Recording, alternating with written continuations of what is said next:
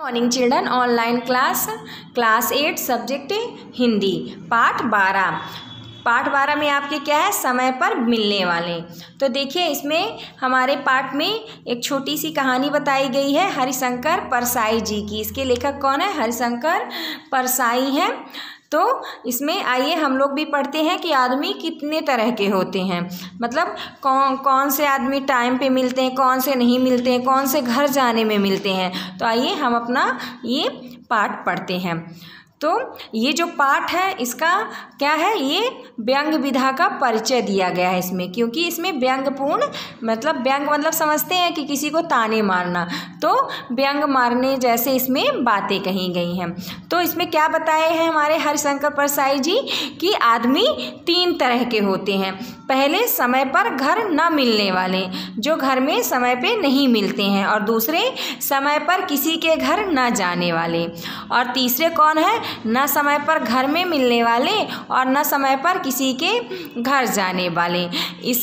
इसके बाद कुछ मुट्ठी भर जीवधारी बचते हैं जो समय पर घर में मिलते हैं। जीवधारी ये किसको कह रहा कि समय पे कुछ मुट्ठी भर यानी थोड़े से मनुष्य ऐसे बचते हैं इन तीनों के बाद, जो कि समय पर हमें घर में मिल जाते हैं और समय पर दूसरों के घर भी जाते हैं। सज्जनता बस हम इन्हें भी आदमी कह देते हैं। ये असल में टाइम पीस हैं। ये घर में रहेंगे तो टाइम पीस देखते रहेंगे और बाहर होंगे तो हाथ की घड़ी देखते रहेंगे। इन्हें हम बर्दाश्त कर लेते हैं मगर इनकी चर्चा करना व्यर्थ है। आप लोगों के क्लास में भी कुछ बच्चे ऐसे होंगे जो टाइम पीस होंगे, जो हर समय टाइम देखते होंगे कि कब छुट्टी होगी और कब हम अपने घर पहुँचे। इसीलिए इस बार कोरोना की वजह से स्कूल ही नहीं लगी, तो वो ऐसे बच्चे बहुत खुश होंगे कि हमें स्कूल जाने को ही नहीं मिल रहा है। नेक्स्ट देखिए इसका पॉइंट, चर्चा उनकी करनी है जिन्होंने सुबह 8 बजे घर पर मिलने का वादा किया था पर वे घर पर नहीं हैं। हम उनकी बैठक में इंतजार कर रहे हैं। बड़ा लड़का शिष्टता का निर्वाह करने के लिए बैठा हुआ कोई किताब पढ़ रहा है। वह बीच बीच में आंख की कोर से यानी तिरछी नज़र से हमें देख लेता है कि हम उठने की तैयारी कर रहे हैं या नहीं। हम तनाव कम करने के लिए उससे उसकी पढ़ाई के बारे में पूछ लेते हैं, खेल के बारे में बात कर लेते हैं। वह हमारे बड़े सवाल का छोटा सा जवाब देता है और हमें लगता है कि हम बच्चे हैं और किसी बुजुर्ग के सामने बचकानी बकबक कर रहे हैं। हम अखबार पढ़ने लगते हैं, समाचार पढ़कर विज्ञापन पढ़ने लगते हैं। बीच बीच में पूछ लेते हैं कहाँ गए हैं। वह जवाब देता है पता नहीं। कब तक आएंगे? तो बच्चा क्या कहता है? पता नहीं। कुछ कह गए हैं? तो वो बोलता है कुछ नहीं। हम फिर अखबार देखने लगते हैं। लड़का अब उठा है, वह चाहता है कि हम टलें मगर हमें ज़रूरी काम है। भीतर औरतें परेशान हैं, उनका बाहर स्वतंत्रता से निकलना बंद है। पास ही दरवाज़ा है, भीतर औरतों की बातें सुनाई पड़ती है। यह अच्छा है, सवेरे से आकर बैठ गया है तो उठने का नाम ही नहीं लेता है। अरे कह दिया कि घर पर नहीं है तो जाता क्यों नहीं है। नेक्स्ट पेज देखिए, है कौन ये? तो अरे फिर दूसरी जो उनके घर की लेडीज रहती हैं तो वो क्या बोलती हैं, अरे वही है, क्या नाम है उसका? कुछ काम धाम है नहीं तो यहाँ आके बैठे हैं, यहाँ बैठे हैं, वहाँ बैठे हैं। पर इनको भी तो आदत है कि जिस से कह देते हैं कि घर आना। हमारा चेहरा लाल हो जाता है, कान की लोरियाँ जलने लगती हैं मगर हमें ज़रूरी काम है। आखिर हम उठते हैं, लड़के से कहते हैं अच्छा अब हम जाते हैं, कह देना कि हम आए थे। लड़का बहुत कम खुश होकर नमस्ते करता है और हमें विदा देता है। शाम तक वे कहीं मिल जाते हैं तो चौंक कर कहते हैं, अरे अरे मैं तो भूल ही गया, तुम्हें बड़ी परेशानी हुई होगी ना, मुझे सख्त अफसोस है। अच्छा कल 8 बजे आ जाओ, मैं तुम्हारा इंतज़ार करूँगा। दूसरे दिन 8 बजे हम फिर पहुँचते हैं। बड़ा लड़का फाटक पर आकर हमारे पूछने के पहले ही कह देता है कि वे घर में नहीं हैं। तो लेखक क्या पूछते हैं कि कहाँ गए हैं, तो बच्चा क्या कहता है, पता नहीं। कब तक लौटेंगे, पता नहीं। कुछ कह के गए हैं, कुछ नहीं। वह फाटक तक इसलिए भागता आया कि हम वहीं से लौट जाएं, मगर हमें काम है और हम खुद फाटक खोलकर भीतर आ जाते हैं। छोटा लड़का हमें देखकर दरवाजे से ही चिल्लाता भीतर भागता है, ओ अम्मा वो फिर आ गया। हम बैठक में बैठ जाते हैं। बड़ा लड़का किताब पढ़ने लगता है, हम कल का अखबार पढ़ने लगते हैं। लड़का मुंह छिपाकर हंसता है। छोटे बच्चे दरवाजे पर आकर हमें देख जाते हैं। भीतर औरतों की बातचीत सुनाई देती है। लो वह तो फिर आकर बैठ गया। बड़ा मट्ठर आदमी है, कह दिया कि घर पर नहीं है तो जाकर अपना काम धाम क्यों नहीं देखता है।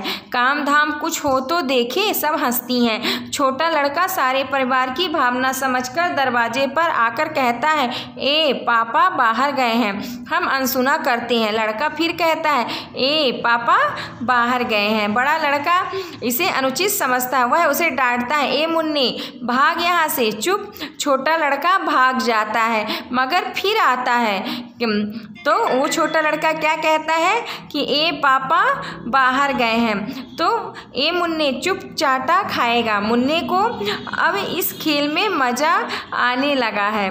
दरवाजे पर आकर वो बार बार कहता है कि ए पापा बाहर गए हैं। बड़ा लड़का डांटता है तो खिलखिलाकर ताली बजाता भीतर चला जाता है, फिर आता है। हम उठते हैं, कहते हैं पता नहीं वे कब आएंगे। अच्छा हम चलते हैं। बड़ा लड़का बहुत खुश होता है। जब फाटक बंद करने के लिए हम मुड़ते हैं तो देखते हैं कि लगभग सारा परिवार खिड़की और दरवाजे पर है और बड़ी दिलचस्पी से हमें जाते देख रहा है। इतनी तपस्या के बाद अगर वे कभी घर मिल गए तो लगता है कि भगवान को पा लिया। जो लोग समय तय करके भी घर पर नहीं मिलते हैं वे मुझे भगवान के एजेंट मालूम होते हैं। वे हमें अभ्यास कराते हैं कि कैसे बिना ऊबे अवमानना की अवहेलना करके अनिश्चित काल के लिए किसी के दरवाजे पर इंतज़ार किया जाता है। भगवान के दरवाजे पर तो कई जन्म इंतज़ार करना पड़ता है। अगर इधर कुछ अभ्यास हो गया तो उधर आसानी पड़ेगी। दूसरी बात यह है कि इंतज़ार से प्रेम बढ़ता है। हर क्षण वही मन में रहता है और आंखें फाटक पर बिछी रहती हैं। प्रेम का नाम इसी बात से होता है कि कौन आपका कितनी देर से इंतज़ार करता है।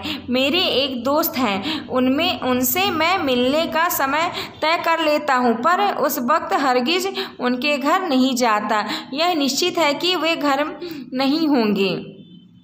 समय की पाबंदी के लिए जितनी सावधानी चाहिए उससे कम कभी समय पर न मिलने के लिए नहीं चाहिए। मैं उनके घर ऐसे वक्त जाता हूँ जब उनके मिलने की बिल्कुल संभावना नहीं है और वे मिल जाते हैं। उनके जहाँ होने की उम्मीद है वहाँ ना होकर वे वहाँ होंगे जहाँ उनके होने की उम्मीद नहीं है। वे किसी कमेटी के सदस्य हैं जिसकी बैठक में उन्हें होना चाहिए मगर उस वक्त वे घर पर मिल जाएंगे। जब मेरा उनसे नया परिचय था और कुछ औपचारिकता बाकी थी तब उन्होंने मुझे दूसरे दिन 11 बजे खाने पर बुलाया। मैं ठीक 11 बजे पहुंच गया। मालूम हुआ कि वे घर पर नहीं हैं, आते ही होंगे। यह सोचकर मैं बैठ गया। 12 बज गए तो मैंने उनके लड़के से पूछा, कहाँ गए हैं? उसने कहा, कुछ पता नहीं, कब आएंगे कुछ बता कर गए हैं। उसने कहा, कुछ नहीं बता गए हैं। मैं बैठा रहा। जब 1 बज गया तब लड़के ने कहा, आपको कुछ ज़रूरी काम होगा। तो मैं उसे कैसे बताता कि क्या काम है। इतना मैं अलबत्ता समझ गया कि इस परिवार में मेरे भोजन का कोई सिलसिला नहीं है। मैं थोड़ी देर और बैठकर उठ गया। शाम को मुझे मालूम हुआ कि जब मैं उनके घर बैठा था तब वे खुद दूसरे के घर भोजन कर रहे थे। मुझे मिले तो बहुत दुखी हुए। कहने लगे, अरे बड़ी गलती हो गई, मैं भूल ही गया, फला के यहाँ बैठा था, उन्होंने बहुत जोर दिया तो मैंने वहीं खाना खा लिया। अच्छा, अब कल ज़रूर आ जाओ। नेक्स्ट पेज देखिए। कई सालों के उनके साथ के अनुभवों से सावधानी की दीवार मैंने अपने आसपास खड़ी कर ली थी। वे जिस वक्त घर मिलने का वादा करते उस वक्त मैं कभी नहीं जाता, और जब वो मेरे घर आने की बात तय करते तब मैं बेखटक के बाहर घूमता। मुझे विश्वास था वे उस वक्त नहीं आएंगे। शाम को 7 बजे उन्होंने आने को कहा है तो सुबह 8 बजे तक भी आ सकते हैं। वे घर से इधर आने के लिए ही निकलेंगे, पर रास्ते में जो मिल जाएगा उसी के हो जाएंगे, उससे बातें करने लगेंगे, उसके घर चले जाएंगे, वहीं खाना खा लेंगे, और तब उन्हें याद आएगी कि किसी से मिलने का वक्त तय किया था। वो हड़बड़ाकर भागेंगे, पर रास्ते में कोई मिल गया तो उसी के साथ हो लेंगे। लेकिन कई सालों बाद मेरी सावधानी की दीवार फिर टूट गई। हमारे एक मित्र का तबादला हो गया। मित्र से उनके भी अच्छे संबंध थे। मिले तो भावुक हो उठे, अरे अब न जाने कब मिलना होगा, इतनी दूर चले जाओगे, कब जा रहे हो। मित्र ने तारीख बताई। वे बोले, तो कल शाम को हमारे साथ भोजन करो, तुम और परसाई दोनों आ जाओ। देखो भूलना मत, मैं राह देखूंगा। मेरे मन में खटका तो हुआ, पर उस भावुकता और आत्मीयता के सामने मैं भी गाफिल हो सका। दूसरे दिन शाम को हम उनके घर पहुंच गए। वे घर पर नहीं थे। हम दोनों अब सचेत हो गए। मित्र ने कहा, यार उन्हें जानते हुए भी तुमने हाँ कह दिया। मैंने कहा, निमंत्रण तो तुम्हारा था, मैं बाधक क्यों बनता। उसने कहा, लेकिन हम आ क्यों गए हैं, हाँ कह देते, पर आते नहीं। मैंने कहा, पर उन्होंने भोजन का प्रबंध करवा लिया हो तो फिर ना आना कितना बुरा होता है। उसने कहा, कहाँ प्रबंध करवाया होगा यार, लड़के ने पूछा। पूछ लो ना। मैंने लड़के से पूछा, क्यों, वे कुछ कह गए हैं। वह बोला, जी नहीं, वो तो कुछ नहीं कह गए हैं। हमने एक दूसरे की तरफ देखा और उठ पड़े। रास्ते में किसी ने बताया कि वे अमुक जगह बैठे हैं। हम वहाँ पहुँचे इसके पहले कि मैं उनसे शिकायत करूँ। वे उस मित्र से बोले, तो कब जा रहे हो। देखो भाई, जाने से पहले हमारे साथ भोजन जरूर करना। बोलो कब आ रहे हो। कल शाम को ही आ जाओ। वे इस तरह बोले जैसे उन्हें तबादले का समाचार अभी मिला है। अब हम पूरी तरह रक्षा के लिए तैयार थे। मित्र ने कहा, आजकल मेरा बिल्कुल अनिश्चित है, इसलिए समय तय करना ठीक नहीं होगा। मैं किसी भी दिन आ जाऊंगा। वे बोले, हाँ कभी आ जाओ, तुम्हारा तो घर है और मैं तो हमेशा घर पर ही रहता हूँ। ऐसे लोगों की निंदा भी होती है कि वे समय का कोई ख्याल नहीं रखते और अपना तथा दूसरों का वक्त खराब करते हैं, पर मेरा मत दूसरा है। ऐसे लोग एकजानी हैं। वे जानते हैं कि काम अनंत है और आत्मा अमर है। जल्दी वे करें और समय पर ख्याल वे रखें। जिसकी उम्र 50-60 साल की होती है, हमारी उम्र तो करोड़ों साल है, क्योंकि आत्मा कभी मरती नहीं। जो काम इस जन्म में पूरे नहीं हुए उन्हें अगले जन्म में पूरे कर लेंगे या उसके बाद वाले में। इस बार आत्मा ने मनुष्य का चोला लिया है, अगली बार वह मेढक का चोला भी ले सकता हैं तब मेढक के रूप में हम वह काम पूरा कर लेंगे जो आदमी के रूप में नहीं हो पाए। जल्दी क्या है। तो ये हमारे जो कवि थे उनकी क्या थी, एक व्यंग भरी पाठ थी। वो बताएं कि जो आदमी 3 तरह के होते हैं वो अपने घर में बुला के कभी नहीं मिलते हैं। अपने घर में निमंत्रण भी कर देंगे और दूसरे के घर में जाके क्या करेंगे, खुद निमंत्रण खाएंगे, पर उन्हें बिल्कुल भी ये ध्यान नहीं रहेगा कि हमने किसी को अपने घर बुलाया है।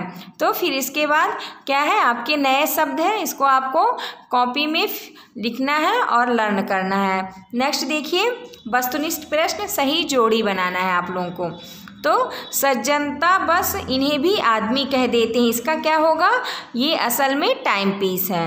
वे जिस वक्त घर मिलने का वादा करते हैं तो उस वक्त मैं कभी नहीं जाता, ये सेकंड का हो गया।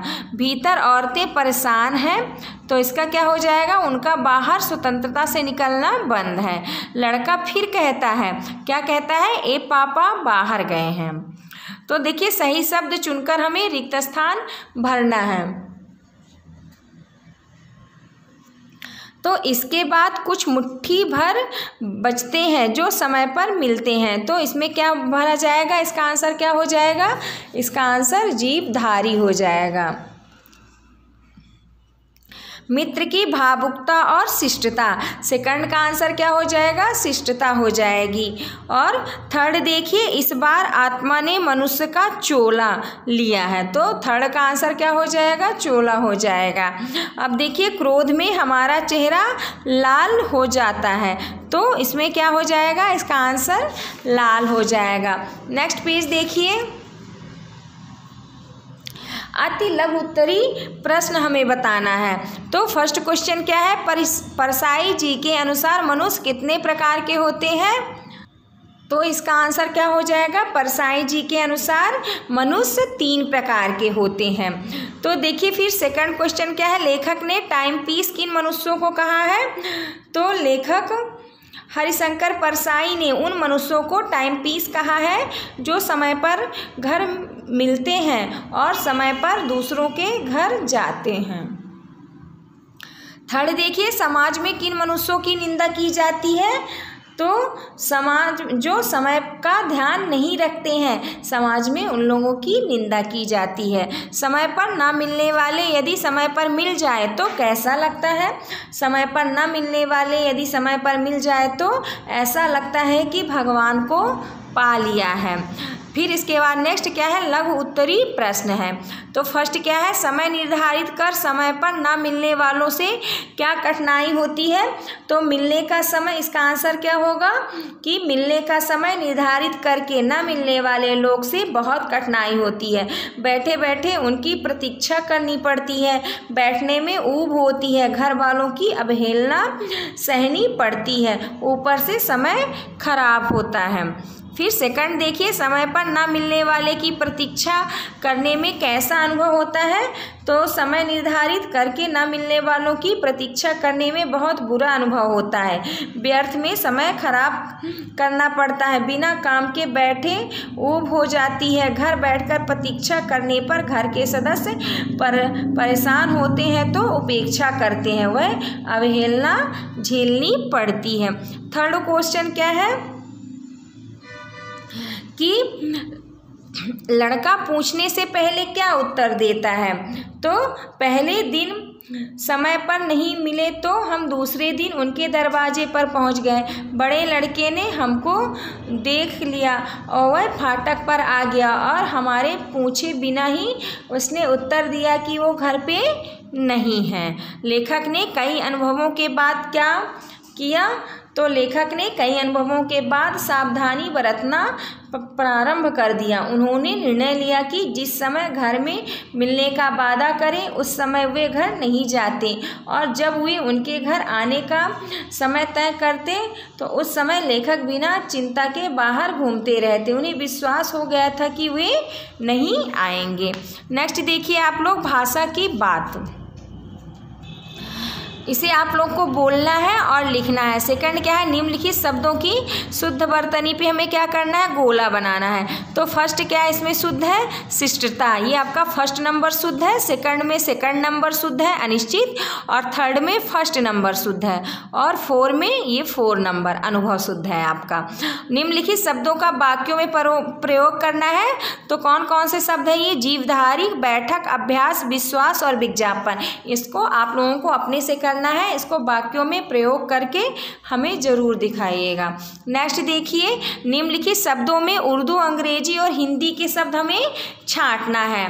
तो इसमें चलिए सबसे पहले हम किसके शब्द छांटेंगे, उर्दू के शब्द। तो उर्दू कौन से हैं आपके, अखबार, अफसोस और तबादला और आपकी दिलचस्पी, ये 4 क्या है आपके उर्दू के शब्द हैं। और अंग्रेजी के शब्द कौन से हैं, टाइम पीस, एजेंट, कमेटी और ऑफिस और टेबल, ये आपके क्या है अंग्रेजी के शब्द है। फिर क्या बचा, हिंदी। तो हिंदी के शब्द कौन से हैं, शिष्टता, किताब, स्वतंत्रता, अनुचित, निंदा, निमंत्रण, आत्मा, ये सब क्या है आपके हिंदी के शब्द हैं।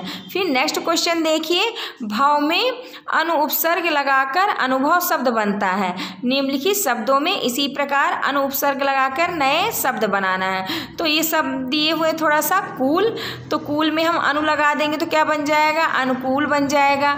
इसका अनुसार बन जाएगा, इनका अनुकरण हो जाएगा, अनुमोदन हो जाएगा, और इसका अनुमति हो जाएगा, इसका अनुमान होता है। तो ये आपका पाठ यहीं पे ख़त्म होता है। Thank you.